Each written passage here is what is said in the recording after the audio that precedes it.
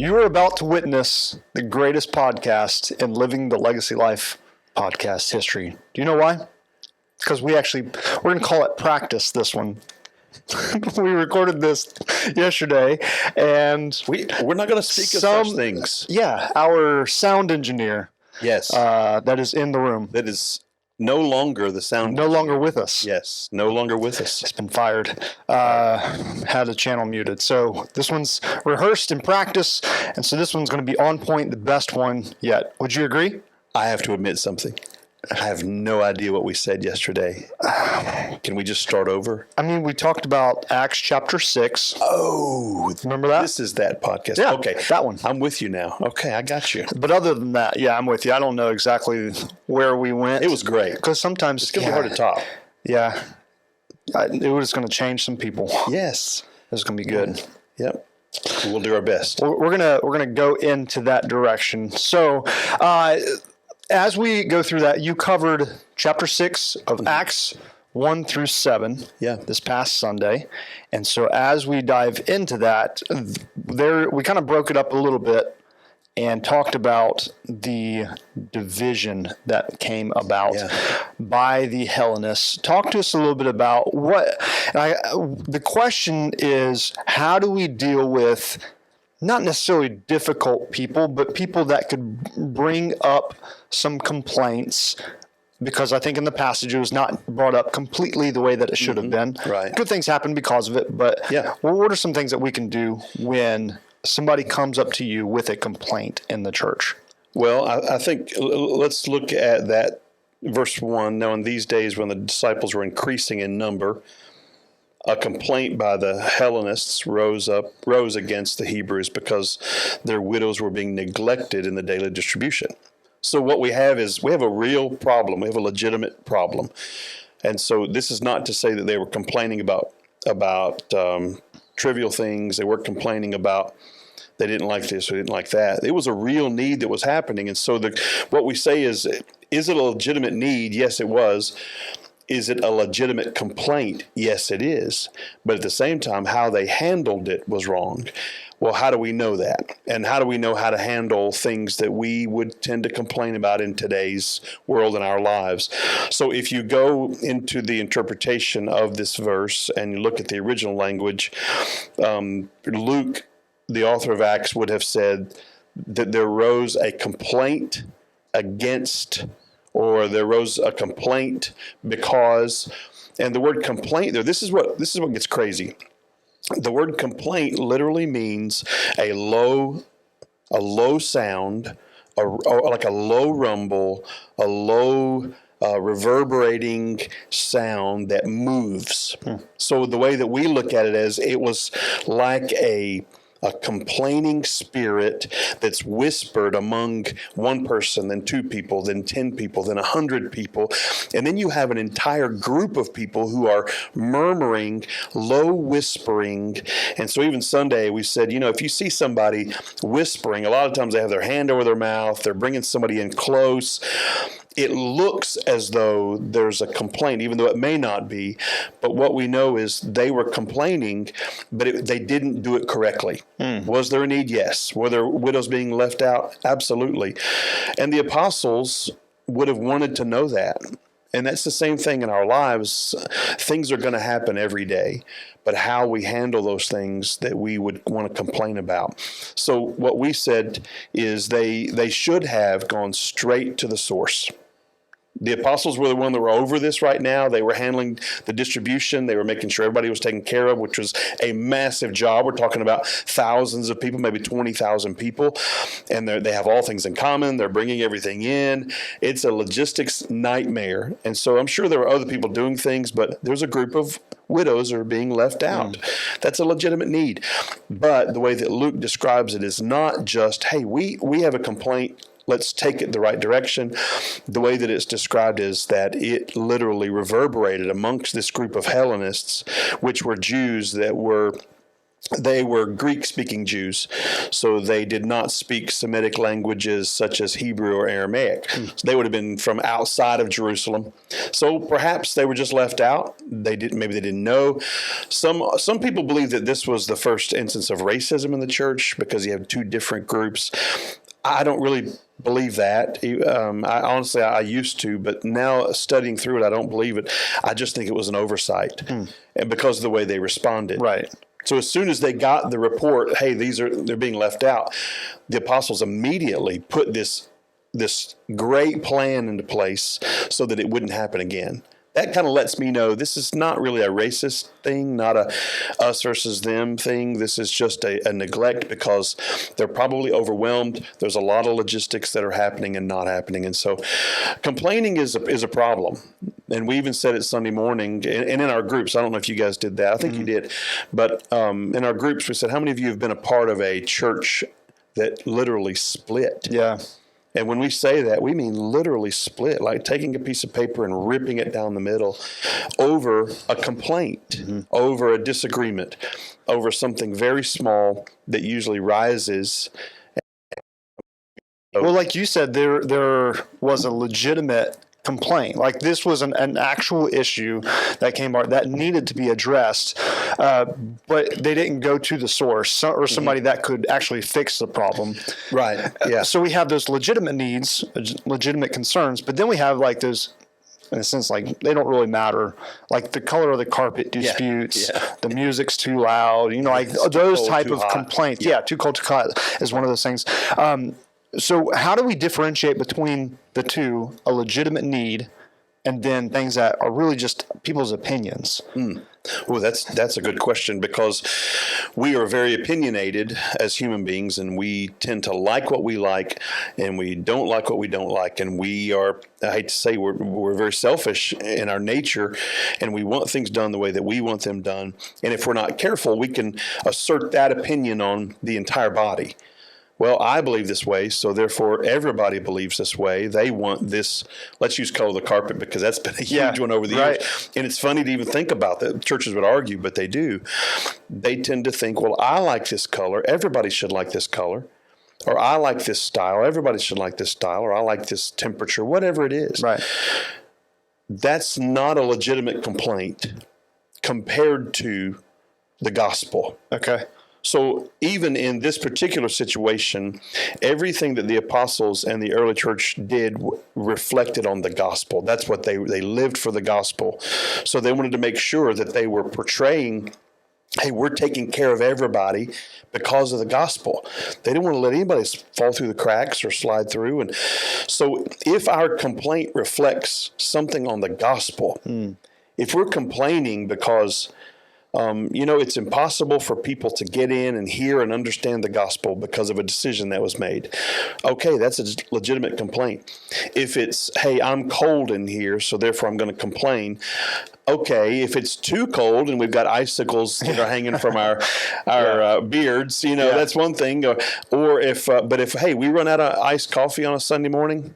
Not a legitimate complaint. I don't know. Well, yeah, okay. Some people, they need their coffee. That's very true. We want some people to have that coffee. That's right. Of course, by then they've had 3 and 4 cups. Yeah, because they need to perk up a little bit on Sunday mornings. Yes, exactly. And that's why we keep it a little cool. If we're going to keep it cold or hot, honestly, we're going to keep it a little on the cool side. Yeah. Not freezing as it has. It's happened a couple times, but I saw a lady come out of church Sunday morning and she was smiling and she put her right hand out and I shook her hand and and her left hand was a blanket. I thought, okay, she could complain. Hey, I'm cold.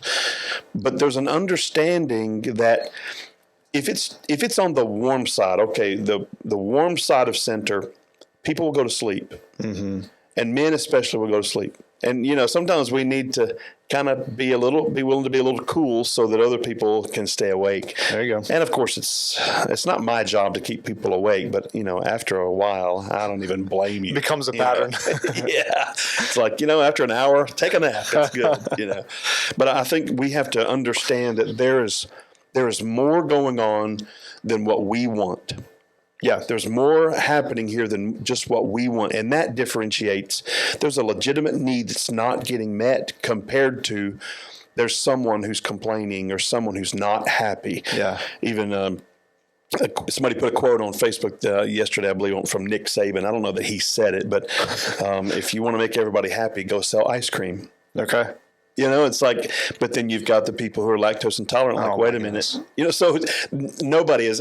There's never a time when everybody's happy, and we cannot even give into the business of being people pleasers. We can't do it. And that's hard. I don't know about for you, but it's hard for me because at the end of the day, we all want to be liked. That's right. We want to be respected for what we do. That's a natural thought, but we cannot. That can't be our driving motive, is to make people happy, because nobody's going to be happy all the time. And when you're ministering to hundreds of people, or in this case, thousands of people, I think that's the difference in a legitimate complaint and a legitimate need. And that, so knowing the difference is wisdom. So here's an actual scenario. Someone comes to you complaining about something, and you can't you can't fix the problem. What is a godly biblical response to someone who comes to you with a complaint about another person or about a situation? What is a godly biblical response in the direction that should be? Well, if we compare the notes that we have from Acts 6, that we know that this was a moving complaint, multiple people involved, maybe an entire people group involved in this complaint. They were complaining. They didn't go to the source. We know what not to do. So let's say that someone comes to you and complains about the color of the carpet, or complains about the temperature, complains about the coffee, complains. A legitimate response from a solid, grounded church member would be, I hear you. And I understand you have a complaint. Have you spoken with ... Have you spoken with Darin? Have you spoken with Chad? Have you spoken with whoever's in charge of that particular area, whoever's in charge of that particular room or building or whatever? Have you spoken with them? Because I don't really want to accept complaints. Right. I can't do anything about it. Right. And instead of being a listener of complaints, because it's not just the person who's complaining that can be in the wrong. Because not every complaint is wrong. Right. If it's a legitimate complaint, but the spirit of it is where we get into the part that's wrong. Okay. And the spirit of complaining, then it oversteps the actual need, which could be legitimate. So if I go to somebody that can't fix it, they can't do anything about it, and I'm complaining to them, I'm just venting. Yeah. Now I'm in the wrong spirit. Right. Oh, but it's a prayer request. Oh, but just would you pray with me about this? That is a throat punchable offense right there. All right. So if somebody comes to you and they're complaining about something, and here's the thing: if you receive that and you say, "Oh, I'm so sorry. Yes, I'm so sorry that happened to you. That should never happen to you. Yes, I agree. It is too cold, hot, coffee, whatever the complaint is," then you're participating in that wrong spirit, and you're contributing to a divisive spirit within the church. And that's where they are wrong, you are wrong, and you're doing the body, the church body harm. Yeah. So what happens when you do not redirect them to somebody who can actually fix the problem? Yeah. You are empowering or enabling them to then possibly go tell someone else or complain to someone else. It's just going to spread. Misery loves company. Truth is often in isolation, but misery loves company. So if you're miserable, what do? You go find somebody else that may be miserable as well. And you go find somebody else. Now there's a group of you who are miserable about something. They don't like this. They don't like that. And I don't want to get too personal, but we have both been in church all of our lives and worked in church a long time. This still happens. It doesn't matter if you're in a stagnant church, a declining church, or a healthy church, a growing church. It still happens because people are people. And we need to be very, very quick and immediately address that before it begins to grow. And the proper response is, I'm sorry, I'm not in a position to handle that. I would like to direct you to go talk to Pastor Darin, Pastor Chad, and I'm sure they can help you. Yeah. And if it persists, even to rebuke a brother or sister, listen, I'm not going to receive that, but also you're wrong. There you go. For your spirit of complaining because you don't want anything done about it. It sounds like you just want to complain. Yeah. If you want to do that, go see the right people. If it then persists, hey, come with me. Let's go before I throat punch you. Let's go right now. There's Pastor Darren over there. Let's go talk to him right now. You see, if we don't, as I said Sunday, like Barney Fife, if we don't nip this in the bud, it grows. Yeah, and a spirit of division will cause more harm than just about anything in the church. That this happens all the time in churches or in business or in any organization, in a school. Whatever the organization is, we cannot allow these spirits of division to continue to grow. That's so good, and I think great reminders, because I think we can all get like you said. I think there's a lot of people who want the best, and they have ownership, and they want what they think is the best for whatever direction, the ministry or the operation or whatever. But I would also add in there's people over specific ministries for a reason. And to not jump over those hierarchies. Let's just take, for instance, the coffee is not Darin's concern. You know what I mean? Like that is not let's go to the pastoral staff to fix a coffee issue or whatever the case may be. Like there are people in charge of those, and to go to those instead of making sure that the pastor knows about and has to feel like he deals with every single issue inside of the church as well. Would you? I agree with that. Or do you want that responsibility? No. And here's two things. If you come to me and complain about something that's not gospel related, I'm going to direct you to somebody else. But more than likely, I'm going to ask you about your spirit, because I'm concerned about your spirit as your pastor. How's your spirit? Are you angry? Did something happen? Can I help you with this? And maybe try to head off that complaint, because in a church, even of our size, most churches of their size, there's a volunteer that's over that. There's somebody that's over that, that's volunteering their time. And if you go complain to them, so instead of doing that, how about trying to work it out in your own spirit with the power of God and the Spirit in your life before you go blast somebody because you don't like something. So a lot of times complaints can be headed off before they even get to the person, or we can go in the right spirit. And instead of pushing a brother or sister away, we can actually bring them in. And maybe something does need to be done better or a different way. But we don't want to blast people who are doing that. Come with a solution. Hey. Well, if it's about the coffee, say, hey, you may need some help with this on Sunday morning. I'd be more than happy to show up early and to help you get this ready as well. Man. Instead of just complaining about the issue. I don't like this or that. Okay, would you like to help? No. I'm just here to offer insight. There's Kim and I talk this all the time. We laugh because one of my favorite TV series is Parks and Rec, and I just laugh at the characters. It's just funny.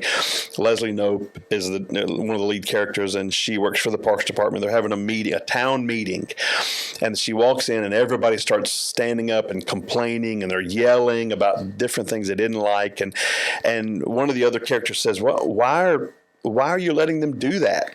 And she said, "Well, they're just loving their town very loudly." There you go. That's and good. I thought, that, because what you said it earlier, everybody wants what's best, or most people want what's best a lot of people for their organization, their school, their team, their church. They're not trying to destroy it. They want what's best. But a lot of times they go about it the way that they would handle things on their personal time, instead of remembering this is an entire organization. And I have to remember that too, that when people complain, it's not that they're just being ugly, but they're just loving their church very loudly or in a whisper way. But that's a lot of times not the right way to handle it. So good.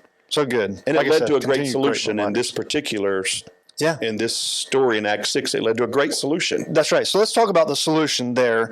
And it was basically that they brought through requests to leadership, to the disciples, and it was able to have been solved, I guess, by taking and distributing needs. So when you talk about that, walk us through what did that look like and how we as individuals are part of the body of Christ and responsible for those The things. spiritual giftings, and there's a lot of great stuff in this passage. So what the apostles did, the 12 apostles, they summoned the entire group. The significance of them being called disciples at this point, there's so many significant words. And again, we believe every word matters, and so the interpretation is that they got everybody together, thousands of people together, like a church meeting, if you will. I'd love to see how that logistically they did that. And they said, let's pick from among us 7 men who have good repute. The nature was this, and they said in verse 2, it's not right that we, the apostles, should give up preaching the word of God to serve tables. Now, when you first read that, it can have it can strike you in different ways. I understand it because this is part of what I do, but if you don't understand this or don't look at it, interpret it correctly, it can come across as though the apostles were trying to separate themselves from the work of the ministry, or they were above this particular calling of serving tables. They were too good or too important. Yeah. We don't have time to do this. We're above that. Yeah. But what they were saying was, we have a gifting, and the Spirit has given us gifts to do this, and we believe that God through His Spirit has gifted you to do certain things. So let's call 7 men who have this gift of serving, and let's give them this task, and this task of distributing the needs, the resources, the food to the people. So this is a pivotal moment in the life of the early church, and it stays a pivotal moment in modern church as well. Because what the apostles were saying is that everybody has a spiritual gifting. Ours is preaching and the ministry of the word and prayer, and then somebody else's may be hospitality or serving in a particular way or giving or mercy or whatever it is. And if we do all of these things, not only are we going to have to neglect the preaching and teaching of the word because we're spending our time doing these other things, but also other people are going to miss out on manifesting the gifts that God has given them in serving people and doing these things. And so I think it was very wise, and it's a good model for us today, that the church gives us the apostles, teachers, preachers, pastors, elders, and they have a specific job. And then God also gives the church servants, and we're all serving. We're all servants. But we said Sunday that the elders were lead servants, and the deacons that were called here were servant leaders. And so leaders of servants. We're all servants of God, but we're all gifted in different areas and how we serve the body of Christ. And so that's the significance, because there are a lot of churches, and I grew up, my dad was a pastor, and I've been around church and all my life, and I've seen pastors literally trying to do everything for the church and in the church, trying to do every job. And perhaps it comes from a spirit of wanting to do a good job, wanting to be worthy of a calling or worthy of compensation received from the church. But what happens is if they do all of the things, and even stories that people have told me, somebody told me Sunday that they were sitting at a table with their family and the pastor and his family, and the phone rang, and it was for the pastor, and he got up from the table and ran out the door to go visit somebody. Left dinner with multiple people, including his own family, to go visit somebody who was sick or whatever. And I've heard that over and over and over. I've heard of pastors who literally lose their families because the pastor gave themselves to the church first, and they tried to do everything instead of incorporating other people involved in ministry. I've heard of pastors who burn out early on or midway through ministry because they're trying to do everything and be everything for everybody. We call it the hero complex, that I want to be everything for everybody. I want to be the hero. But in essence, we're not doing what we're biblically called to do, and we're robbing other people of what God has gifted them to do by doing that ourselves. Wow. And it was pivotal here, and it's significant now. And if anybody's listening and you go to our church, it's not as though that I'm trying to get out of doing things or trying to do the least amount of work possible. That the work we do is hard work, and we need to give ourselves to that as much as we can. But I said Sunday, I'm not willing to sacrifice my family for the church. I'm just not going to do it. I'm going to work hard, and I'm going to do exactly what God has called me to do and the church expects me to do. But then I'm also going to set barriers for myself and my family so that some of those horror stories that I heard growing up don't happen to my family or your family or others. Yeah. It's significant. Well, you talked about it, that hero complex, and I think a lot of people experience it outside of the church world as well. The job, it becomes so much of who you are and what you get your worth from, your value from, and so you pour so much of yourself into what you do instead of who you're supposed to be. Yeah. As husband, father, that you're supposed to be the main disciple maker in your home. Right. You know, we've got our kids that are being raised in our homes, that we have the most objective time to be the example of a godly individual in front of them. And a lot of times we pour ourselves out so much so in other areas that we bring nothing back home. Or like in the instance you said, that we leave the home to go minister to somebody else too. And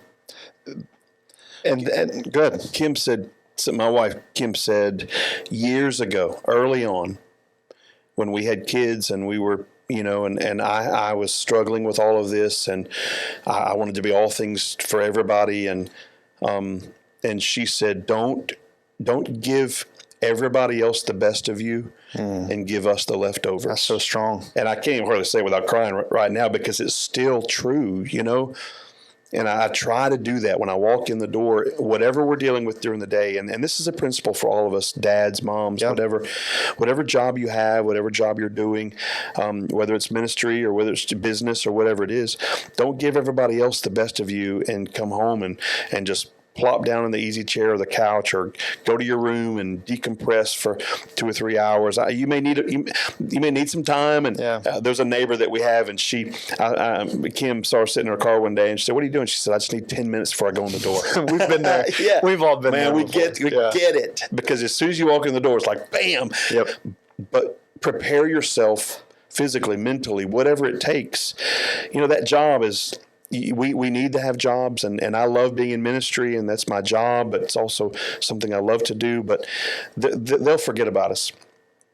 You know, they may remember, they'll see our name written down somewhere. Somebody say, "Oh, I think I remember that guy." Have the Darin Gibbs Memorial building. Absolutely. You know, but we only have one family, you know. I have one wife, and I have 4 daughters, and they will never forget. Some people will not remember, but they will not forget. So it's something that I think about all the time. Yeah.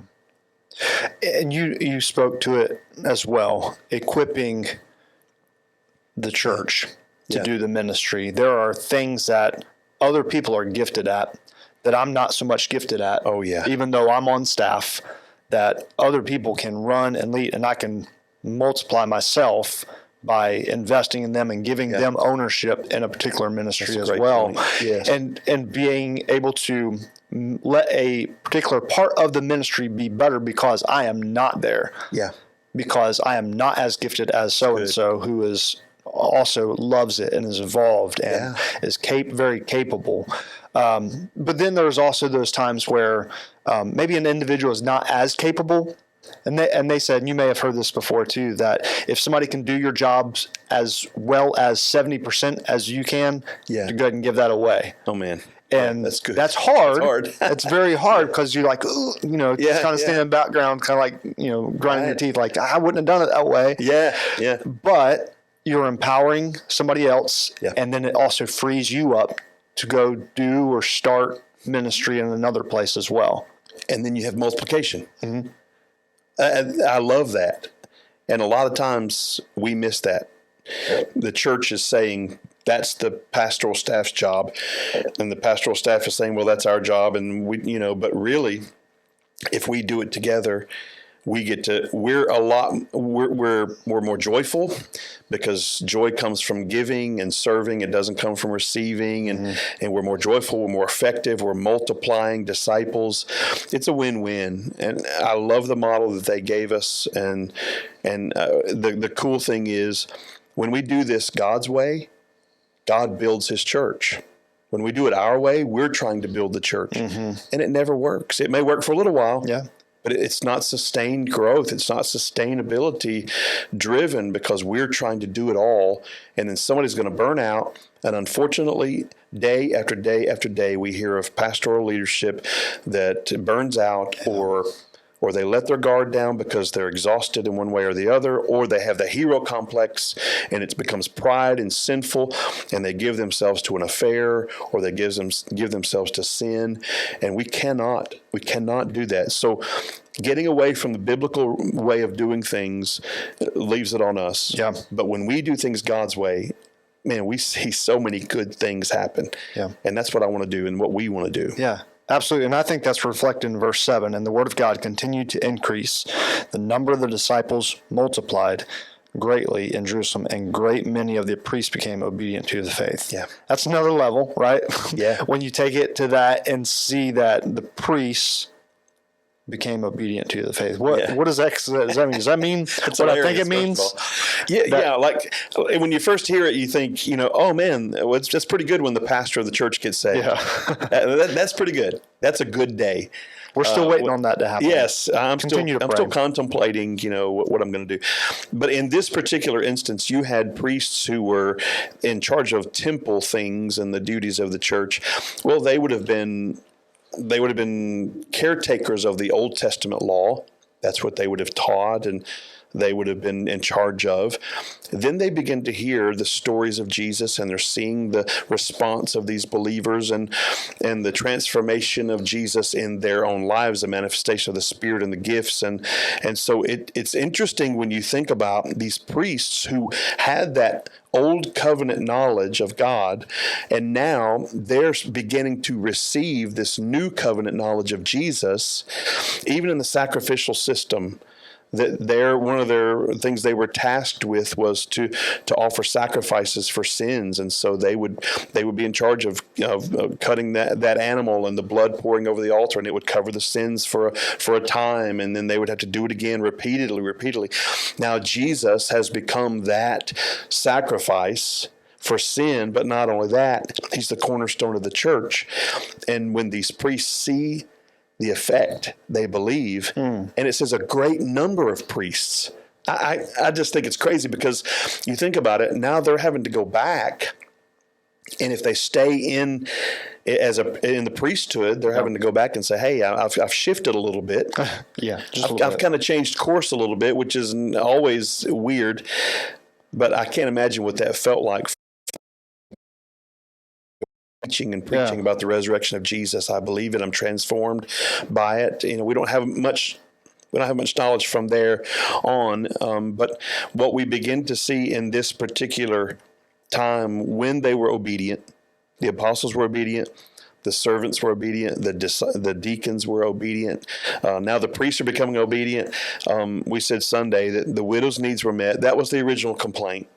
Now everybody is taken care of. Now there's more people that have hands in ministry. And don't you love to see it, Chad? You have been instrumental in teaching, training, inspiring so many people to find their calling in serving God and his church. What does that do for you when you see people that you've trained and inspired or invited or recruited, now they're serving and leading? What does that do for you? I mean, it's one of those things you sit back on Sunday mornings and just kind of watch it all happen. And it's so joy-filling to be able to see people that not only are just serving because, hey, we need some help in the nursery, but they actually are where they want to be. They're serving. And sometimes we've even started ministries because people have said, hey, what if we, and that's a great idea. Yeah. Would you help us put this together and start working toward this direction, this ministry? And it's fulfilling for me, because I have a very small hand in it, but I've just opened the door so that they could walk into that ministry. and to be able to see that and witness that, I mean, for me, that's one of the most life-giving things when it comes to our church. Is enabling people and helping people be the best that God has created them to be in those areas. Well, I'm grateful for it. And honestly, I mean, I love watching you do what you do. It's just huge. And then to see people that I know that you've impacted that are now leading, man, that just does my heart good too. I know what you mean. So the needs are taken care of, and in this instance, the widow's needs. But I think one of the greatest things that we get from this is unity replaced division. Wow. Where there could have been a spirit of division, and man, the early church, they just experienced Jesus. They're having this massive growth. It could have been split right down the middle, and then they would have had theology problems and all kinds of things. But they were getting ready to go through. The persecution had only begun. It was getting ready to get really tough. It was like the Spirit of God working in these believers, protecting them from division. Because persecution's coming. And we get into the rest of 6 and chapter 7 into 8, and it's getting ready to come. It's going to be heavy. And so if they had been divided, it would have been, it could have split everything. They were so spirit focused and spirit led that when a complaint came to them, they responded correctly, because they could have gotten hurt. Their ego. Well, we're doing our best. We could have, we've got all these other ministries, all these other people to take care of, but the leadership responded in a right spirit, because they were spirit led, and fixed the problem. Like you said, unity came out of the division, and then again, the word of God continued to increase, the number of the disciples multiplied. I mean, we're reading it in almost every single passage where more and more people are following faith because they were obedient to the Spirit. And that's just cool to witness. If you read and then read through the rest of Acts, even in the rest of the Pauline epistles, Paul addresses some of these things. Peter addresses them in his epistle because of what happened here. Then we go on and read through the rest of the New Testament where these Jews, these Gentiles, the early church are dispersed because of persecution.